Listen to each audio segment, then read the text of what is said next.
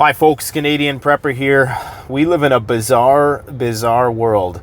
Some of the news that we need to talk about today, I don't know what to think anymore. I don't know if there's any point in me doing this anymore, because everything that we have been saying all along is unfolding, and the people who have been wrong all along, dead wrong, continue unfettered, undeterred in their purveyance of complete and utter bullshit. But nonetheless, we will continue. We will venture forth. Now, what am I talking about? Guys, go and watch the video that we released earlier today, which documents the collapse over the last 3 years. Now, if you were to condense the last 3 years into a week, it would look like an apocalyptic movie. Like if you were to take every bad thing that happened in the last 3 years, and you condense that down, okay, into the span of 1 week, you would be hard-pressed to discern that from what we see in most post-apocalyptic movies. It's speeding up, the collapse is accelerating, there's going to be periods where it seems as though things are relatively normal, or where we hit a SHTF plateau, so to speak, where things settle, but they settle at a level which is much worse than they were previously. So go and check out the video. I'm sure, you know, and please let me know if there's anything that I've forgotten about, because there's so many events that have transpired over the last 1,000 days that, you know, I can't even keep track of it all. Anyways, let's see what's going on in Bizarro World. Go F yourselves. Zelensky aide slams Western officials. If you didn't know, at the Davos conference, where all the unelected officials go to dictate our future, or at least pretend that they're going to be able to dictate our future, it's really just a bunch of woke lip service to certain issues and an opportunity for people with money to start, you know, wargaming the future. But Henry Kissinger and George Soros were on different sides of the fence. Kissinger was insisting that the West be willing to concede territory to Russia, whereas Soros was saying that a concession to Russia would lead to World War III. When in fact, I believe the opposite is true. I believe that, and this is just my belief, and I must disclaim that every piece of information that I share with you today is all from accredited news sources, but we all know that media has their bias, so I encourage you to go and fact check, cross-reference, do all the math, because I am not foolproof. I am not 100%. Take everything I say with a grain of salt, okay? Now, Kissinger says that if the Ukrainians do not concede the territory that is already in the hands of the Russians, that is the Donbass, Mariupol, these places which are predominantly pro-Russian, okay, the only reason they can hold it down there at all is because they have support of the population. You cannot hold a place in any sort of moderate level of peace, enough peace to be able to actually function, if you don't have the support of the local population. It's virtually impossible. It has never happened in any war in history, okay? I mean, Vietnam was a great example of that. You could not, for the life of you, and you absolutely will not when they go into a lot of these proud nationalist Ukrainian regions of the country, to think that you're going to be able to take over these places that are predominantly pro-Russian is, I mean, the implications are that you are going to have to put that place on a state of permanent martial law lockdown, because the people there are simply not going to go for it, which is why this whole situation is happening in the first place. Now, this is some very strong words, because it appears as though there is a divide between the global powers that be over what to do about this situation. Either way, it does not look good, because as evidenced in the statements by Alexei Arestovich, who is the Ukrainian presidential advisor, he's basically said that you can go F yourself with such proposals, you dumb Fs, to trade Ukrainian territory a little bit. Are you effing crazy? Our children are dying. Soldiers are stopping shells with their own bodies, and they're telling us how to sacrifice our territories. This will never happen, he insisted in an interview on Wednesday. Now, I totally get the sentiment. Okay, I get it, but there seems to be some disconnection from reality in the acknowledgement of the fact that you're fighting the nation who has the most nuclear weapons on Earth. So what do you think the ultimate result is going to be if you don't make a concession of these predominantly Russian-backed territories? What is the outcome going to be? So let's say you take them over. Okay, what does Russia do next? Do you think that they're just going to... I mean, we need to be realistic, guys. We really do. Do you really think they're just going to pull away and say, okay, you know, we wasted billions and billions of dollars and thousands of lives on this war. We're just going to, you know, go back to our hole in the ground? No. We all know that's not going to happen. Kissinger knows that's not going to happen. Soros is 9 years younger than Kissinger, who's 99. You would think that he would be more mentally acute, but for whatever reason, it appears he is not. And he's insisting that the only way to avoid World War III, which makes no sense whatsoever, is to get the Russians out of the country. Now, I'm not speaking to this from a matter of preference or not. I'm just looking at it logically. I mean, what do you think the end result is going to be? He believes this advisor to Zelensky says that while no one wants a long military action or food crisis, the shortest way to end the war is with weapons, sanctions, and financial assistance to Ukraine. Sucker is born every minute, man. That's all I'll say. We've been right about every single thing so far. I don't get... this is not... the information that I share with you guys is not always stuff that I originally come up with myself, but I'm smart enough to know which sources to tap. I'm an idiot in many respects, okay? In terms of my professional relationships, I'm a complete bonehead.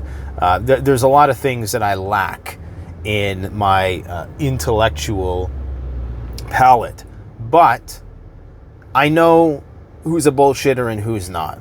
I just intuitively know. And I can tell you right now that we've been deceived this entire time about a lot of stuff, and it's all coming to light now. It's becoming normal now to talk about the elephant in the room, that the Russians are effectively winning the war, like we've been saying all along, and that NATO is absolutely terrified. Now, an EU diplomat has said, Josep Borrell, he is the European Union's Bloc Foreign Affairs chief. He said that the bloc's armies would run out of ammo in 2 weeks if confronted with a conflict such as in Ukraine. Now, every military expert that we've had on this channel has said the same thing. Yet, people like to puff up their feathers and pretend that we're all that at the expense of being underprepared and underestimating forces. There's a story out that says that the Russians have lost 1,000 tanks. I mean, it's from Western media, so it's likely a bit of an overestimate. So 1,000 tanks. So what? I mean, they got tens of thousands of armored vehicles, over 10,000 tanks. A lot of the tanks they've lost are old stock. So, and this is up against what was the best, the cream of the crop of NATO's military. Well, obviously Ukraine is not in NATO, but definitely interoperable. So the top diplomat stated that he doesn't believe it realistic that European nations could substantially improve their military capabilities in a timely manner, since the process is voluntaristic and there is no law of gravity to make things happen. So he's pushing for some sort of mandatory increase in military expenditure from NATO countries. He says, we should learn from this war. Look, the European armies couldn't maintain a war like the one in Ukraine for more than 2 weeks. Ukraine had a sizable army, one of the most well-trained armies, one of the most experienced armies, and the Russians are winning that war. Nobody wants to hear that. I don't want to hear about any war or suffering or anything. I wish none of this had ever happened. In fact, I was stunned when it actually happened, even though we kind of predicted and called it as it was transpiring.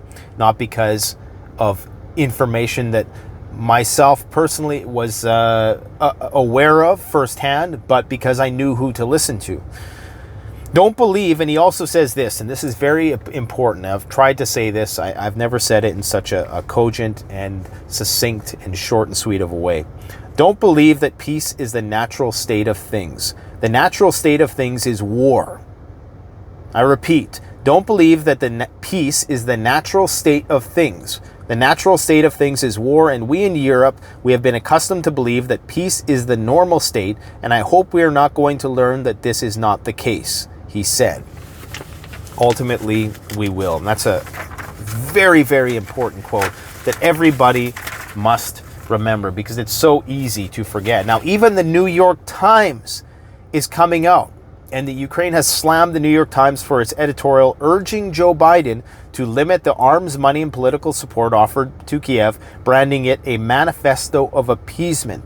The U.S. newspaper published an opinion piece last week saying that the U.S. should do what it can to avoid entering the conflict, claiming inflation is a much bigger issue for American voters than Ukraine. The paper record said a Ukrainian victory in the war is not a realistic goal. It's not a realistic goal. The New York Times is saying this because it isn't realistic. I mean, like I said, even if they won, there'd be this endless insurgency, and it would just be endless bloodshed, and it would go nuclear. Without a doubt, it would go nuclear. And it very well likely may go nuclear.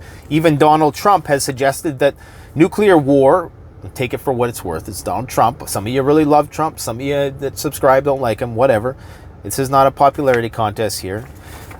He says that nuclear war is more likely to happen than not. And of course, he chalks this up to Biden being in the White House. In my wildest imagination, he says, he never thought that the U.S. would be involved in a nuclear war. Now, however, because of our leader's rhetoric and very poor choice of words, it is perhaps more likely to happen than not, Trump said. Now, I'm not going to get too political, but I think a lot of this stuff extends well beyond whoever is in office. Okay, I'm just going to leave it at that. A lot of what's going now, the term deep state is thrown around a lot. I guess that's the best way to describe all of the financial interests that are perhaps involved, and the other national security interests that transcend any administration. But we'll just leave it at that. One of the main stories in the last couple days is this naval coalition of the willing, they're calling it, or they're proposing. Many NATO countries are proposing a coalition of the willing to go and open up the Black Sea Odessa ports so that Ukraine can ship its grain to the rest of the world. Sounds great on its face, but let's be honest here for a second. Since when has it been the prerogative of militaries around the world to ensure food security? So, I mean, right off the bat, I'm distrusting of this notion that they're just doing it for virtuous means. I'm not saying it wouldn't be. I mean, it's absolutely essential that we get the grain that is stored in Ukraine's silos right now and backed up out to the people who are going to need it to avoid a global disaster of historic proportions, a Malthusian catastrophe that we likely have never seen before. Okay? If we cannot get this grain out the door, then we're going to see problems which are going to backfire, because it's not just going to be a problem over there. A problem over there is a problem over here, eventually.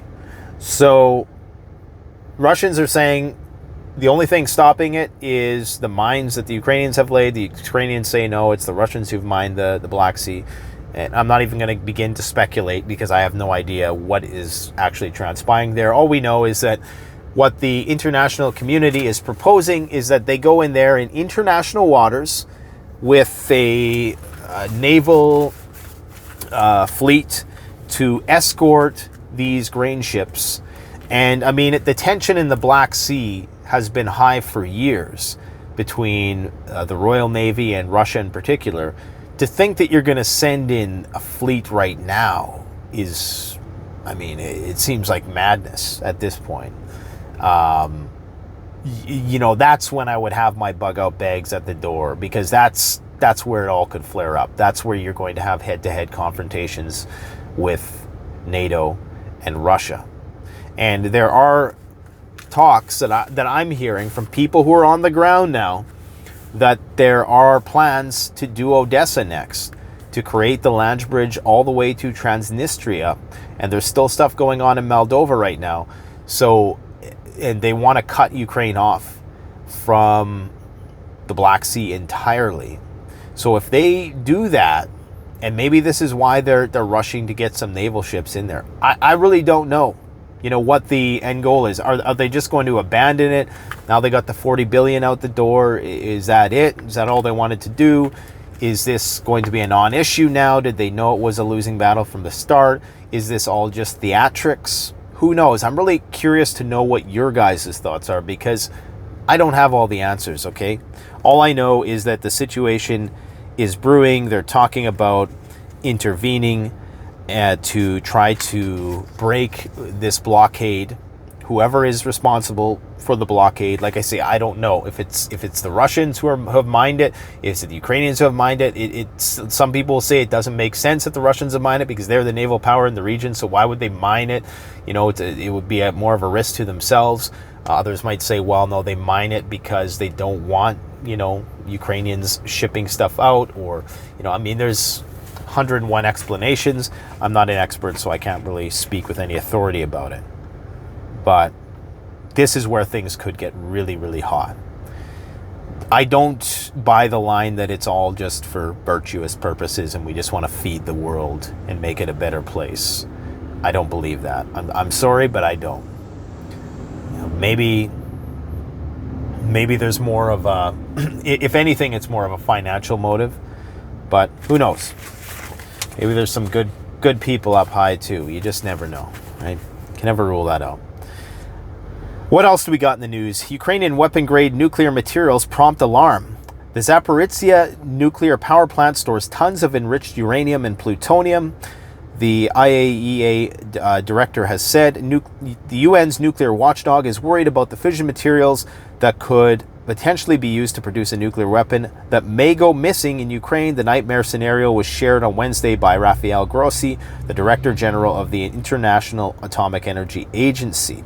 Grossi sounded the alarm over the Zaporizhzhia nuclear power plant in the south of the country, which was captured by Russian troops in February, but is still operated by Ukrainian nuclear specialists. So they're concerned about the potential for a dirty bomb, I guess, because of course the bomb is only as good as the delivery system, unless you're just going to do a ground-based detonation. I mean, a nuke without a delivery system is like a bullet without a gun. It's almost, you know, useless unless you are going to do like a ground-based detonation, which of course would require you to get it into a place and would be very unlikely to occur. Yeah, I think not enough can be said about this potential for naval blockade. The worse things get in countries, the more they're going to have to take attention away from whatever domestic issues they're having and focus on the war, which is a bad thing, which is kind of what's happening in the UK right now. People are being divided in the United States. I made that video about a month ago talking about how they started to shift attention towards things like abortion and, you know, the terrible incident that happened the other day. My heart goes out to all those families, man. That's just absolutely devastating. But, of course, it's become politicized. We're likely going to see more racial division. There's going to be some other incident that flares up. There's going to be more sex and gender division in society. And everything is now, as we approach election season, going to start to heat up in that respect and take attention away from the elephant in the room, which is the insane costs of food and the escalating tensions overseas, which are putting us at the highest risk of nuclear war that we've ever been at. Speaking of which, Putin has sold nuclear-capable missiles to its Belarusian ally. They have sold nuclear-capable Iskander missiles to Belarus, and the deadly 9K-720 Iskander short-range ballistic missile are capable of delivering a devastating nuclear payload. They're also now part of the S-400 missile system club, some of the most advanced missile defense systems in the world. Missile defense systems which are being deployed in Crimea and other parts of the Ukraine as we speak, because the Russians are preparing to defend this. They're preparing to bunker in. So the idea that you're, it's going to end bad. Anyways, there's this talk about Poland making a move. I don't know much, but I know historically Poland has a lot of ties with Western Ukraine, and the Russians are saying that. And remember, when I say the Russians are saying, I'm saying that's what they're saying. I'm speaking matter-of-factly. Some of you guys, you hear the word Russian, and it's like, well, what do you mean? That's what the Russians are saying. How do you expect to understand what's truly going on if you're not, getting both sides of the story? We know that our side spews as much bullshit as the other side. I mean, you could say, well, our side spews slightly less bullshit. Okay, fine. But you still need to know all the facts. You got to get all the intel you can so you can make a informed decision. Jesus. Sorry, guys. Some people piss me off. It cannot be ruled out. Maria's... I knew how to pronounce this before the video. Maria Zakharova said on a Wednesday briefing, Russian Foreign Ministry spokeswoman, she said that it cannot be ruled out that Warsaw is, of course, hatching plans for some sort of mission creep into the territory of the neighboring state. In any case, the facts speak for themselves. In this instance, the reference to Russia's special military operation is nothing more than a pretext. So they think that the Polands are going to incrementally intervene. And I've heard some pretty wild theories, and these are just theories, about how they're going to, take part of the country and then say, well, this belongs to NATO, and therefore if you attack this part of the country that we've now annexed, then, you're attacking NATO, and therefore NATO goes into the war. But remember, NATO doesn't necessarily have to come to the aid of countries who are NATO countries who are being attacked. Article 5 is arbitrary.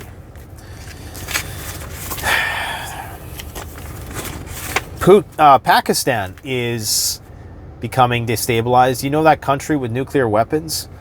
Well, I don't know much about it, but I suspect that this Imran Khan guy was not very well liked in the West. And some people think, this is just speculation, this is not the truth, I could be dead wrong, but some people think that he was ousted in a, let's just call it a Western-backed coup. Well, I won't call it a coup, but, Western-backed puppet government. And so they are taking to the streets. Thousands of people are protesting. They're on the brink of civil war, and this is a country with nuclear weapons right next to India. So that could have far-reaching implications as well. What else do we got in the news? What else is of importance? There's so much news, man. There's just so much. I'm going to skip a bunch of stories here because any other day it would be breaking news, but today it's really not. Russia, I should probably mention that Russia has told certain countries if they're friendly, they will get resources. So you can see the dividing lines being drawn right there. The U.S., we already talked about the tank thing. Okay, let's talk about the weather. Now, they're predicting one of the worst hurricane seasons on record. Okay, they're saying that there's a 65% chance of an above normal season, a 25% chance of a near normal season, and a 10% chance of a below normal season. They're saying that they're expecting 20 storms and possibly 6 major hurricanes. They're attributing this to the ongoing La Nina events and in the tropical Pacific Ocean, and of course the warmer than average sea surface temperatures in the Atlantic Ocean. So we can expect more disastrous effects. And that's the last thing that a country needs when it's going through all the stuff that the United States is going through. In Texas, there's more than just those types of incidents going on and civil disputes. And I should say, I've seen Beto O'Rourke go and confront the Texas Governor Abbott. And, you know, it just reminds me of how divided we truly are. And I say we because Canada is tethered to the United States. But it's, you know, to see him being removed by the police like that, you know, and to see the tension is rising is what I'm saying. And again, I'm not going to begin to proclaim what the solutions are. I know that I can tell you that the reason why these things are happening, it's not just one thing, it's a whole suite of things. It's social media, it's our reliance or over-reliance on psychiatric medications, it's the dissolving family unit, it is the fact that a lot of people within our society, the biggest challenge they ever have is not getting their Amazon package on time. And as such, the slightest thing offends them and they can't handle it when they don't get what they want, so they're hypersensitive. Imagine these people in an SHTF situation. It's going to be brutal. Anyways, so the bedrock of our society is decaying. And Western society is in a state of decay. I know that seems like a sensational thing, especially when you go and you see the stores full and everybody's driving their new cars, but under the surface of it all, it's decaying. We're on our last legs here, and this whole Russia thing, this East versus West, this is the changeover. This is the great flippening of global currencies and global power.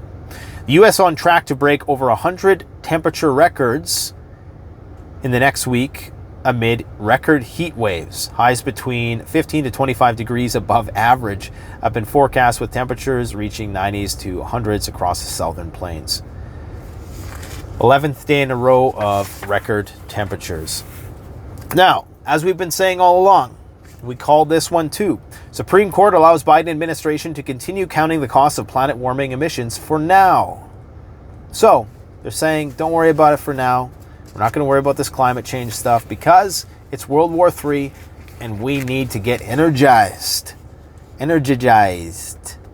All right? So it is what it is. France starting to hand out food stamps. I would have thought that was something that was already being done there. Britons are facing record prices at the pump. Oil continues to rise.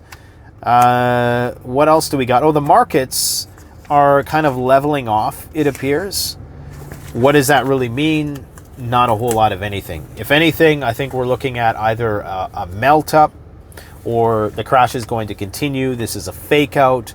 When you factor in the losses against the gains that were made this week, which were really minuscule in the grand scheme of things, we're still in a downward trajectory. And you would think that we'd hit the bottom with some of these stocks. I mean, Amazon has been destroyed. It's down, like 50% from its highs. And that is probably one of the most powerful, most used companies on earth. And, if that's not a sign of if that's not a sign of hard times ahead, then I don't know what is. I mean, the markets are usually a good indicator of what's coming 6 to 12 months down the road. So if the markets are starting to go up again, maybe they think that this situation is going to resolve itself. Let's hope it does. Let's hope we can get back to some kind of normalcy, but I don't think we will. I think this is the age of consequences, and we just need to get used to it. Next week, we got a lot of fun videos we're going to be doing. We're going to be doing some collaborations with some gardening channels as well. We're going to go visit our old buddy, Dean, the real Canadian prepper, I call him, because He's about 5 years more advanced than me in terms of his preps. So we're going to go visit Arcopia Family Freeze Dry. We got a lot of Arcopia smoothie inventory. Those are freeze-dried smoothies. They last 25 years, so go check out CanadianPreparedness.com. We don't do sponsors on the channel. Very, very seldom do we ever do that. So, and I do that so that, you know, I can just speak freely about what I want to speak about. And I don't have to be beholden to anybody but me. So the best way to support the channel, guys, throw up a like, share the video if you will. We've been getting, you know, a little throttled by the algo lately, but you know, these things come in waves. When you make a YouTube channel, it's always going to be in waves. And, you know, like everything in life, it's a roller coaster. And the thing with our channel is when the things that we say inevitably come true, people come back to us for information. And, you know, when things start to kind of level off, which we all wish they would at this point, because I really want to go out there and enjoy this summer, because I believe it's going to be one of the last normal summers that we have for some time. You know, when people, yeah, anyways, guys, just go out and enjoy yourselves, all right? Enjoy yourselves while you can. Spend time with family and enjoy the weather, enjoy the everyday, because, you know, I mean, as events that have recently transpired have shown us, you just never know what's going to happen, but you need to be prepared, especially to take matters into your own hands. I really want to go on a rant about what we've been hearing about police not entering that building to save people. Is that a microcosm of what's going on in the world right now with NATO not wanting to go in to help people? I don't know. I mean, who am I? I wasn't there. I wasn't in their shoes. But it's kind of infuriating. It is. It's kind of infuriating to know that there was parents there who wanted to get in there to help their children, and they couldn't. They were prevented from doing so by the people who were supposed to protect. Anyways, here we go. Let's end this video before we get ourselves into trouble. Let me know what you guys think in the comment section below. Let's try to focus on, you know, the issues that matter and not get too caught up in something I just said off the cuff, if at all possible. Thanks for watching, guys. Stay safe. Canadian Prepper out.